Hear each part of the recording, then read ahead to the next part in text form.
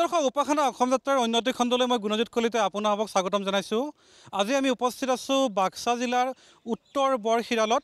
আৰু উত্তৰ বৰশিৰালৰ ৰাজহুৱা নামঘৰত নাম পৰিৱেশন কৰিবলৈ সাজু হৈ আছে শাহু বোৱাৰী নামতি দল। আহক তেন্তে পলম নকৰি পোনে পোনে আমি তেওঁলোকৰ নামৰ মাজলৈকে যাওঁ।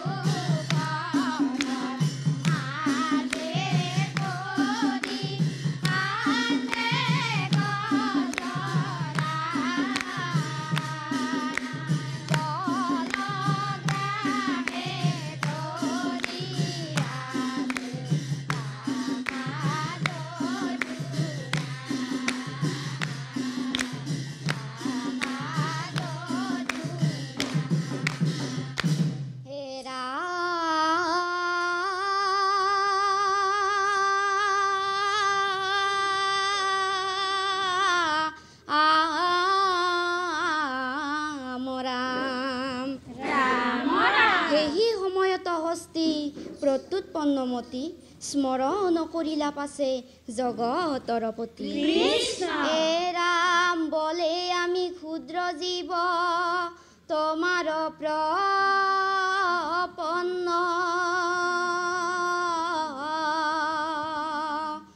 ও মৃত্যুকালে ৰাখা মোক দেৱৰ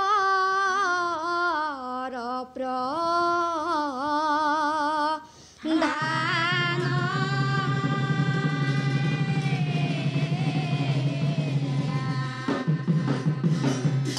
ৰাম ৰাম গ্ৰাহ মুখে পৰি কান্দে গজেন্দ্ৰ ভকতে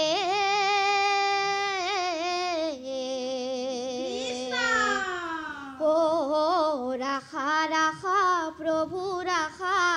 পৰিলো সংকতে ৰাম ৰাম গ্ৰাহ মুখে পৰি কান্দে গজেন্দ্ৰ ভকতে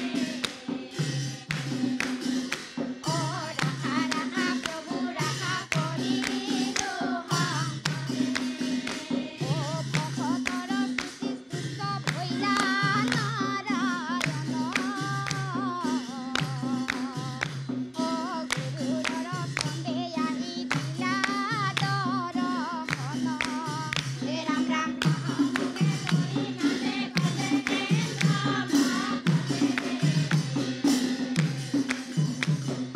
ৰাখা ৰাখা প্ৰভু ৰাখা পৰিলো মহাবলে ধৰি লন্ত কুন্দে দয়ামৃত অধীৰতয়ো দিলা অতি গ্ৰাহৰ হৈত ৰাম ৰাম মুখে পৰি কান্দে গজেন্দ্ৰ ৰাখা ৰাখা প্ৰভু ৰাখা পৰিলো সংকতে ৰাখা ৰাখা প্ৰভু ৰাখা পৰিলো সংকতে ৰাখা ৰাখা প্ৰভু ৰাখা পৰিলো সংকতে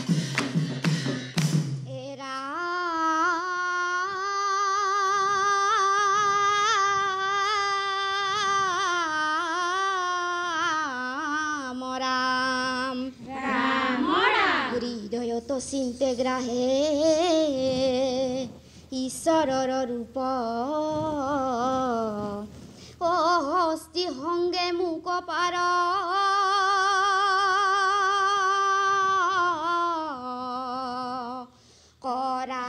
কৰাই অন্ধ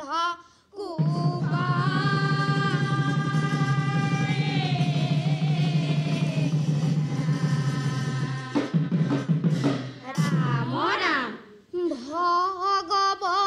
ভগৱন্তই দিলে দেখা দুয়ো অভিশপ্ত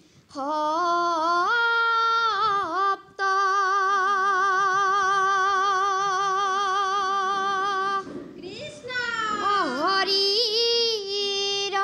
পৰশে ভৈলা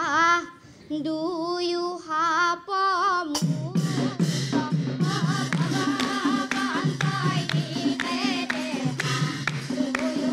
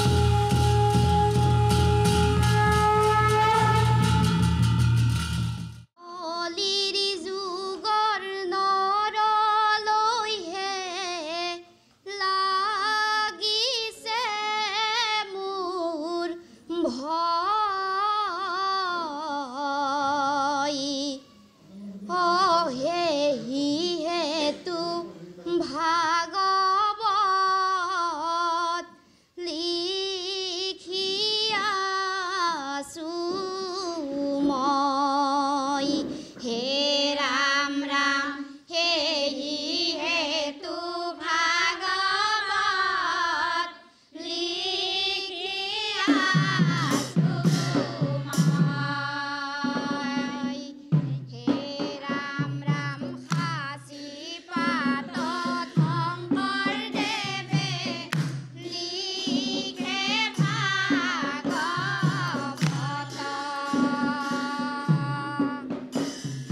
মাধৱদেৱে বোলে গুৰু কি ধৰ্মতে ৰত। কলিৰ যুগৰ নৰলৈহে লাগিছে মোৰ ভয়। অ হেই হেতু ভাগৱত লিখি আছো মই। অ হেই হেতু ভাগৱত লিখি আছো মই। হে ৰাম ৰাম নাৰায়ণ নিৰাকাৰ জগত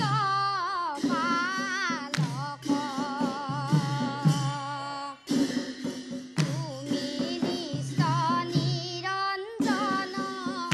দৈৱকী নন্দন। সকল সংসাৰ প্ৰভু তোমাৰ স্বৰূপ।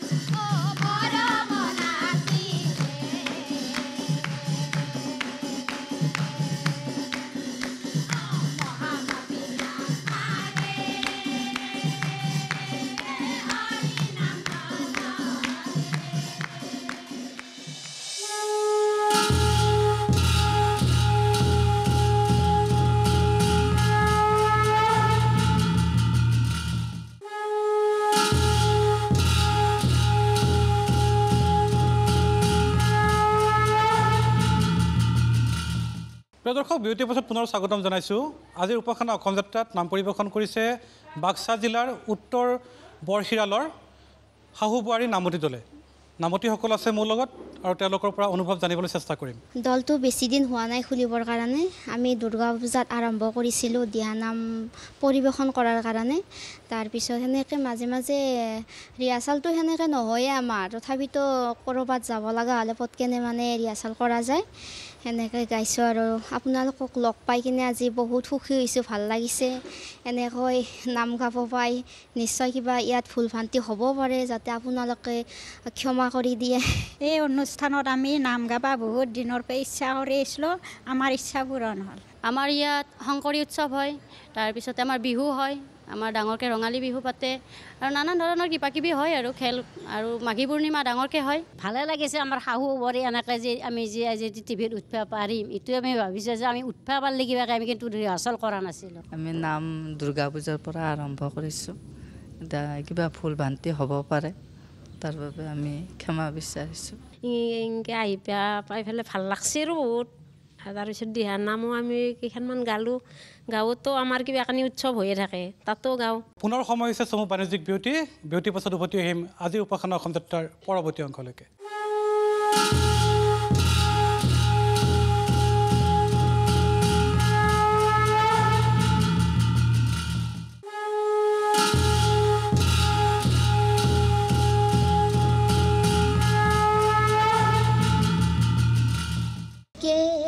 কেলৈনো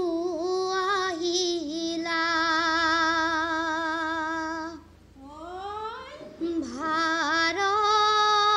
ভাৰতৰ মাজলৈ যাবা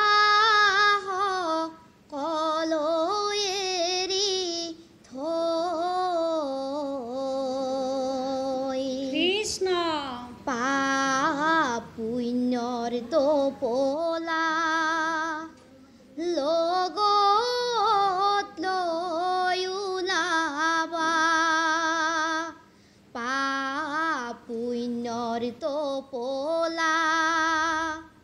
লগত লৈ ওলাবা জমে পা শিৱ